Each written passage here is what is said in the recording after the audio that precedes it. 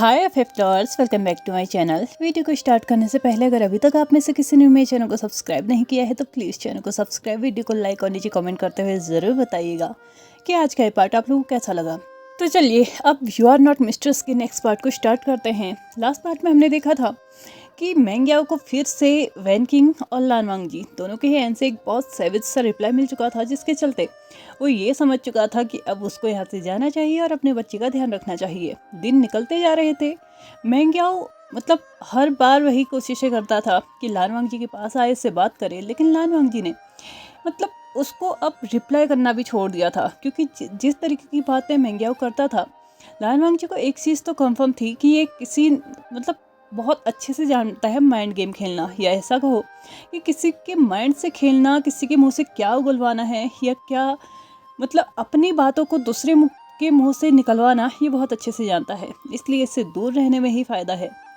दिन निकलते जा रहे थे। लान वांगजी को सभा में आने के लिए बोला जाता था बहुत बार, क्योंकि अब उसके बच्चे हो चुके थे तो ऑफकोर्स सी बात थी, उन बच्चों के ब्याह पे उसे वहाँ पे जाना होता है। लेकिन लान वांगजी इस बात के लिए कम्प्लीटली डिनाई कर चुका था कि अगर उसकी मर्जी नहीं होगी तो वो उस सभा में नहीं जाएगा, चाहे बात उसके बच्चों की ही क्यों ना हो। क्योंकि ऐसा नहीं है कि वहाँ पे उस बच्चों के रिलेटेड कोई भी नहीं है। जब उनके पिता वहाँ पे हैं तो मेरे होने ना होने से कोई फ़र्क नहीं पड़ता है।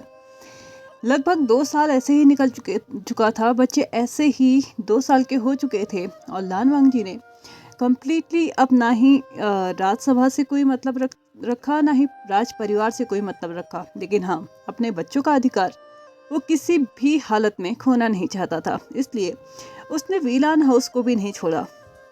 लेकिन शायद आज कुछ बहुत ज़्यादा ज़रूरी था, जिसके चलते विंग वहाँ पे खुद लान वांगजी को बुलाने आया था। बट उसके साथ मेंग्याओ भी वहाँ पे आ चुका था।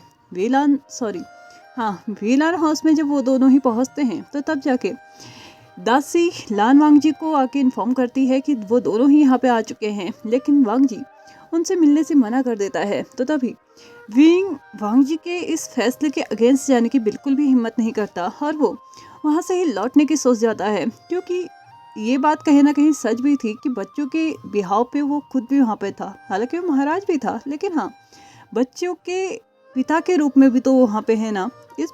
इसके लिए उसने कम से कम 2 साल से चीज़ों को संभाल के रखा था।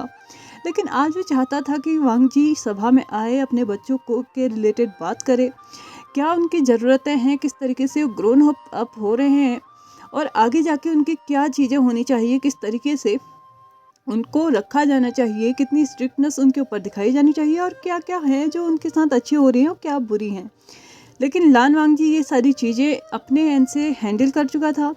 जितना उसको लगता था कि उसने अपने बच्चों को सिखाना चाहिए, उसने टोटली हर एक चीज़ सिखा दी थी 2 उम्र के हिसाब से, और आगे भी वो कोशिश कर रहा था। लेकिन वी सभा में जाने से उसने कम्प्लीटली इग्नोर कर मना कर दिया था।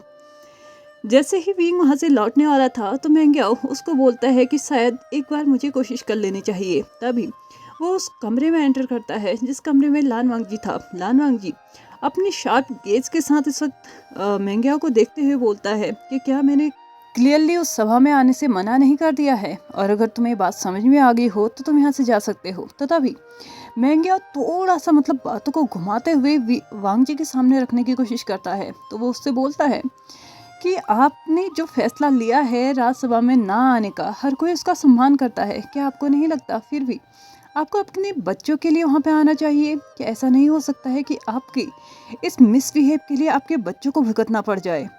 वांगजी मेंग्याओ के इस बात को कहीं ना कहीं समझ चुका था, या ये कहो कि वो इस बात को इस तरीके से ले रहा था जैसे मेंग्याओ ये कहने की कोशिश कर रहा हो कि अगर वो सभा में नहीं आता तो बच्चों के साथ मिसबिहेव किया जाएगा, बच्चों को इस चीज़ के लिए ब्लेम किया जाएगा, उनको इस बात के लिए भुगतना पड़ जाएगा, या हो सकता है कि उनके साथ कुछ गलत भी हो जाए।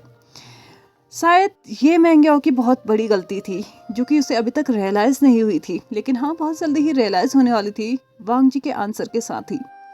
वांगजी की जो शार्प गेज अभी तक मेंग्याओ के ऊपर थी, अब वो गुस्से से भर चुकी थी और उसने अपनी नज़रें और भी ज़्यादा टाइटली, और भी ज़्यादा गुस्से के साथ और भी ज़्यादा शार्पनेस के साथ मेंग्याओ के ऊपर टिकाते हुए उसको बोल दिया कि अगर तुम मुझे यहाँ पे धमकाने आए हो तो तुम्हारी ये गलतफहमी है कि तुम्हारी धमकियों से मैं डर जाऊंगा। और दूसरी बात, जिस सभा की तुम बात कर रहे हो, वहाँ पे जिन बच्चों की तुम बात कर रहे हो, तो उनके पिता पहले से ही वहाँ पे हैं। और अगर वो पिता नहीं एक महाराज बन के फैसला लेते हैं तो उनको अच्छे से बता देना कि अगर मेरे बच्चों पे एक भी आँच आई और अगर मेरे बच्चों को थोड़ा सा भी दुख तकलीफ सहना पड़ जाए बिना किसी गलती के, तो याद रखना उनको लान वांगजी से नहीं, उन बच्चों के पिता यानी कि हांगवान जुन से टकराना पड़ेगा। और जिसका नतीजा उसके साथ साथ इस पूरे खानदान को भुगतना पड़ेगा, क्योंकि हांगवान जुन से टकराना इतना आसान नहीं है।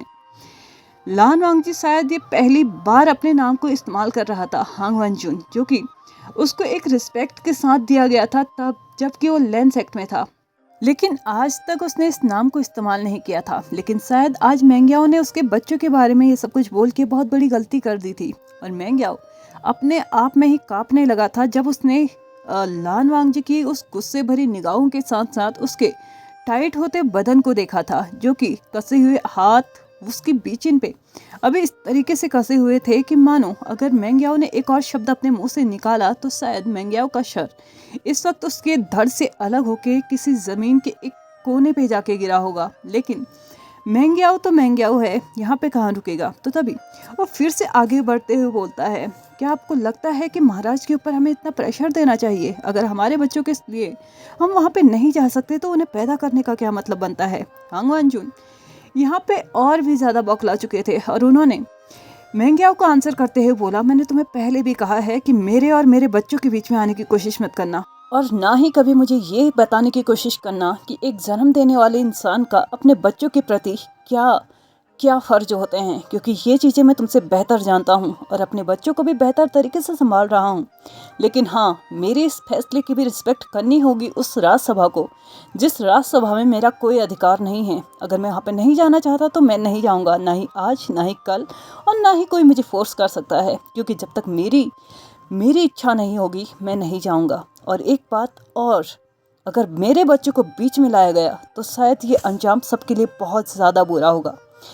इससे अच्छा होगा कि तुम्हें और ज़्यादा कुछ सुनने को मिल जाए। यहाँ से चुपचाप चले जाओ और बाहर जो तुम्हारे महाराज खड़े हैं ना, उनको भी बता दो कि मैं बिना मेरी मर्जी के इस वीलान हाउस के बाहर कदम नहीं रखूँगा। उन्होंने इसको लान हाउस ज़रूर बनाया है, लेकिन इसको मैं आज भी वीलान हाउस समझता हूँ, जहाँ पे मेरा अधिकार चलता था, मेरी मर्जी चलती थी और मेरे ही फैसलों को माना जाता था। और यहाँ पे आज भी सिर्फ और सिर्फ मेरे ही फैसले माने जाएंगे। मैं ठान चुका हूँ कि जब तक मेरी इच्छा नहीं होगी, ना ही मैं इस वीलान हाउस से बाहर आऊँगा और ना ही उस राजसभा में आऊँगा जहाँ पे मुझे बहुत बुरी तरीके से जलील किया गया था। और अगर तुम्हारे महाराज उम्मीद कर रहे हैं कि मैं बिना किसी माफ़ी के, बिना किसी स्पेशल राइट्स के वहाँ पे आऊँ, तो उनको बोल देना कि अपनी इस गलतफहमी को अपने मन से और अपने आप से इतनी दूर फेंक दे कि वो अब गलतफहमी उन्हें कभी देखने को भी ना मिले। मेंग्याओ ने जैसे ही लान वांगजी का ये रूप देखा था ना, जो कि बहुत ज़्यादा डरावना था, उसे देखने के बाद उसकी हिम्मत तो नहीं थी वहाँ पे खड़े होने की, और हो भी क्यों ना, क्योंकि बात आ चुकी थी इस वक्त लान वांगजी के बच्चों की। जिस बच्चों के लिए वो यहाँ पे रुका है, ऑफ कोर्स सी बात है उसके ऊपर इतनी बड़ी बात आएगी, कोई सामने से उसे धमकी दे जाए कि उसके किया उसके बच्चों को भुगतना पड़ेगा, तो ऑफ कोर्स सी बात है वो इंसान चुप तो नहीं रहेगा। इसलिए लान वांगजी ने भी डायरेक्ट उसके फेस पे ही उसको आंसर तो किया था, लेकिन हाँ, आधी से ज़्यादा बातें उसने विंग को सुनाई थी, जो कि उसे पता था कि विंग दूसरे कमरे से उसकी बातें सुन रहा है। मेंग्याओ बात को संभालते हुए थोड़ा सा पोलाइट वे में लान वांगजी को आंसर करते हुए बोलता है कि मैंने ऐसा नहीं बोला जिस तरीके से आप समझ रहे हैं, मैंने उस वे में नहीं बोला। मैंने तो बस ये बोला कि अगर आप भी वहाँ पे उपस्थित रहेंगे तो अपने बच्चों का भला बुरा अपने मुंह से अपने आंखों से देख पाएंगे और समझ भी पाएंगे कि आपके बच्चों के लिए क्या सही है और क्या नहीं। लान वांगजी फिर से आंसर करते हुए बोलता है कि मुझे पता है मेरे बच्चों के लिए क्या सही है और क्या गलत, किसी को मुझे बताने की ज़रूरत नहीं है। और अगर वैसे भी कोई इंपॉर्टेंट चीज़ होती है बताने लायक, तो मेरी दासियाँ वहाँ पे पहले से होती हैं और वो मुझे आके बता देती हैं। बाकी रही बाकी चीज़ें, तो मेरे बच्चों को संभालने के लिए मैं अकेला ही काफ़ी हूँ। बस इस जगह पे मैं जानता हूँ कि मेरे बच्चों की क्या पोजीशन है, इसलिए मैं किसी और के भरोसे उस चीज़ को छोड़ना नहीं चाहता। ऐसा कहते हुए उसने इशारा कर दिया मेंग्याओ को कि इस कमरे से बाहर चले जाओ, मैं तुम्हें अभी और 1 मिनट के लिए बर्दाश्त नहीं कर सकता। महंग्याओ भी बो डाउन करते हुए वहाँ से जा चुका था।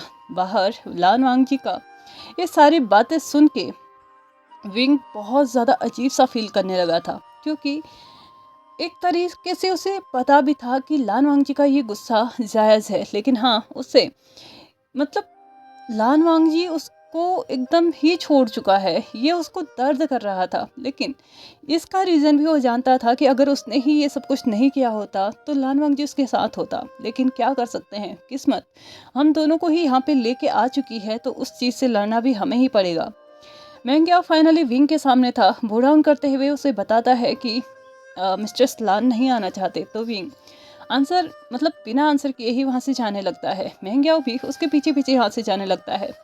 लान हाउस से बाहर आते ही सैनिक भी विंग के पीछे पीछे चलने लगते हैं, और महंग्याओ जो कि इन दिनों विंग का कुछ ज़्यादा ही चहेता बना हुआ था, वो भी उसके पीछे पीछे ही चल रहा था। लेकिन कुछ दूर चलते ही विंग ने सैनिकों को इशारा करते हुए वहाँ से रोक लिया, और कुछ थोड़ा आगे जाके उसने महंग्याओ को बोला कि मुझे लगता है आज तुमने कुछ ज़्यादा बोल दिया था। क्या तुम्हें नहीं लगता कि मिस्टर लान को ये सब कुछ बोलना बहुत ज़्यादा गलत है? वो अच्छे से जानते हैं उनके बच्चों के लिए क्या सही है और क्या गलत। और वैसे भी तुम्हें ये किसने बोल दिया कि वो जो भी करेंगे उसका भुगतान उनके बच्चों को करना पड़ेगा? उनका पिता वहाँ पे है, तो किसी को भी उनकी चिंता करने की ज़रूरत नहीं है। वैसे भी मैं वहाँ पे उसे लाना चाहता था सिर्फ इसलिए कि ताकि मेरे साथ साथ वो भी देखे कि बच्चों के लिए क्या चीज़ें डिसाइड हो रही हैं और क्या नहीं। लेकिन अगर वो नहीं आना चाहता तो मैं उसकी इस डिसीजन का रिस्पेक्ट करता हूँ, लेकिन तुम्हें ये सब कुछ नहीं बोलना चाहिए था।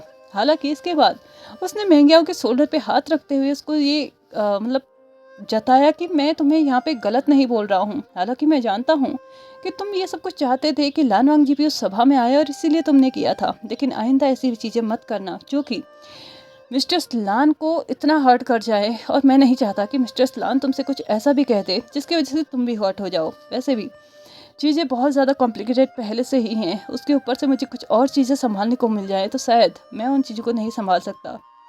उम्मीद करता हूँ तुम ये बात समझोगे।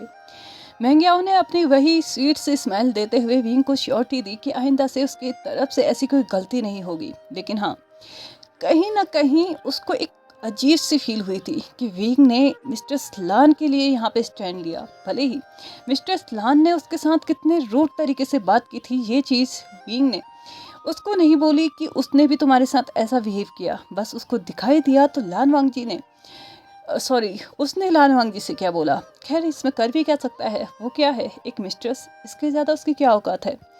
उसने फिर से एक प्यारी सी स्मेल देते हुए विंग को श्योरिटी दिला दी कि ठीक है आइंदा से ये गलती नहीं होगी। विंग ने पीछे मतलब जो थोड़ी दूर पे सैनिक थे उनको इशारा कर दिया कि अब उन्हें चलना चाहिए। और इसी के साथ वो सभी लोग वीलान हाउस जो वी महल था उसके राजसभा की तरफ बढ़ चुके थे। मीटिंग हो चुकी थी, जितनी भी चीज़ें वहाँ पे कंफर्म की जानी थी वो हो चुकी थी, डिसीजंस भी ले चुके थे। और साथ ही साथ यहाँ पे ये डिसीजन भी ले दिया गया था कि अब अगले 2-3 महीनों के बाद ही बच्चों की एक नॉर्मल सी शिक्षा स्टार्ट की जाएगी, जो कि एक बेसिक चीज़ें होती हैं 2-2.5 साल से उन्हें सिखाना शुरू कर दिया जाता है उनको। यहाँ पे भी मतलब जो महल है उसी के अंदर उन तीनों को ही, यानी कि युआन, सुजोई और शियान, इन तीनों को ही एक अलग तरीके से शिक्षा देनी स्टार्ट कर दी जाएगी। लान वांगजी के दासियों को भी ये समझा दिया गया था कि यहाँ पे जितनी भी चीज़ें डिस्कस हुई है वो लान वांगजी को जाके ज़रूर बता दे। इसी के साथ ये मीटिंग ख़त्म हो चुकी थी और सभी लोग अपने अपने मतलब जो सुटेबल प्लेस उनका था वहाँ पे जा चुके थे।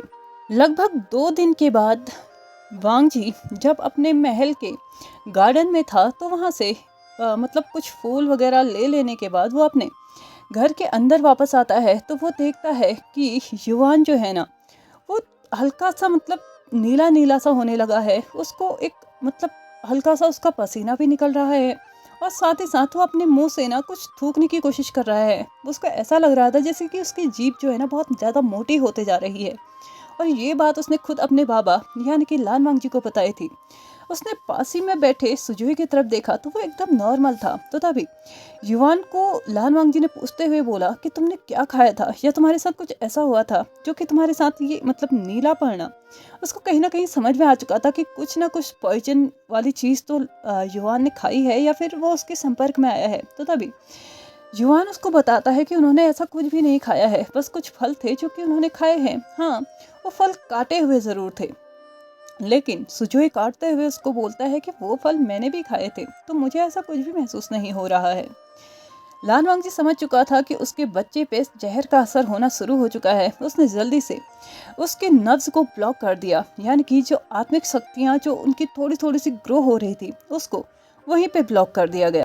लेकिन वक्त निकलते निकलते के साथ साथ अब युवान धीरे धीरे अपने बेहोशी वाली हालत में जाने लगा था। उसने दासियों से कह के जल्दी से जल्दी वी हीलर्स को वहाँ पे बुलाने के लिए बोल दिया था, और लगभग 10 से 15 मिनट निकले ही थे कि वी हीलर्स वहाँ पे आ चुके थे और युवान का अच्छे से चेकअप भी करने लगे थे। दूसरी तरफ विंग को भी इस बारे में पता चल चुका था कि उसके बच्चे को जहर मतलब उसके बच्चे ने जहर लिया है या फिर उसके बच्चा जो है जहर के संपर्क में आया है। वो भी अपना पूरा कारोबार छोड़ के वहाँ पे आ तो चुका था, लेकिन उस बच्चे को देखने के बाद पता नहीं क्यों उसको एक अजीब सी फीलिंग हो रही थी। उसको ऐसा लग रहा था कि शायद कुछ है जो आज भी वो बुरा देखने वाला है। वो ये नहीं सोच रहा था कि शायद सुजो मतलब युवान के साथ कुछ बुरा होने वाला है, लेकिन युवान की हालत देखने के बाद उसको पता नहीं क्यों ऐसा महसूस हो रहा था कि लगभग 2 साल के बाद फिर से आज उसको एक ऐसा खत मिलने वाला है जिसके लिए उसने न जाने कितनी कोशिशें की थी, न जाने कितनी चीज़ें ऐसी हैं जो उसने अभी तक अपने आप से दूर रखी हैं, लेकिन फिर भी शायद आज उसको ज़रूर मिलेगी। लगभग 20 मिनट के बाद जब वी हीलर्स युवान को अच्छे से चेक करके उस कमरे से बाहर आए थे, तो उन्होंने वहाँ पे बताया था कि युवान का बस संपर्क मतलब कुछ ऐसा जहर उसको दिया गया है जो कि उसके शरीर के द्वारा उसको दिया गया है। उसने खाया नहीं है, उसके नेवल से या फिर उसके चेस्ट से उसको मतलब ये प्रोवाइड किया गया है। लेकिन बच्चे अपने नेवल पे ऐसे क्या चीज़ रखेंगे या अपने चेस्ट पे ऐसी क्या चीज़ रखेंगे जिसके चलते उनको पॉइजन से इफेक्टिव होना पड़ेगा, मतलब जहर से इफेक्टिव होना पड़ेगा, क्योंकि एक तो वो बच्चे हैं, कुछ जानते नहीं हैं, और इतनी बड़ी चीज़ें तो उनके आसपास वैसे भी नहीं होती हैं, और ऊपर से वो लान वांगजी के बच्चे हैं जो कि वेल मैनर्स हैं और हर एक चीज़ अच्छे से करते हैं। तो आखिरकार ये सब चीज़ें उसके साथ कैसे हुई? लेकिन फिर भी बच्चे तो बच्चे होते हैं, हो सकता है गलती से कुछ ऐसी चीज़ उन्होंने अपने नेवल पे लगा ली हो जिसके चलते उन पे जहर का असर हुआ हो। खैर, ये तो मैं भी नहीं जानती कि ये बच्चों की नादानी थी या किसी की सोची समझी चाल। तो चलिए फ्रेंड्स, आज के इस पार्ट को हम यहीं पे ख़त्म करते हैं। और हाँ, एक्चुअल में ये जो वीडियो है मैंने आधा कल ही रिकॉर्ड कर लिया था, लेकिन हमारे यहाँ आजकल होलियाँ चल रही हैं जिसके चलते रिकॉर्डिंग करने का बिल्कुल भी टाइम नहीं मिल पा रहा है, लेकिन फिर भी टाइम तो निकालना पड़ेगा। तो मैं पूरी कोशिश करूँगी कि कल से आपको डेली मतलब वीडियो मिले। अगर नहीं भी मिल पाए तो समझ लीजिएगा कि मैं होली इंजॉय कर रही हूँ। तो चलिए, आज के इस पार्ट को हम यहीं पे ख़त्म करते हैं। वीडियो पसंद आए तो please like share subscribe and comment करते हुए जाएगा। And wish you a very very very happy birthday to all of you. Enjoy your Holi with lots of color and happiness. And again, happy Holi. So, thank you so much for watching my video and bye bye.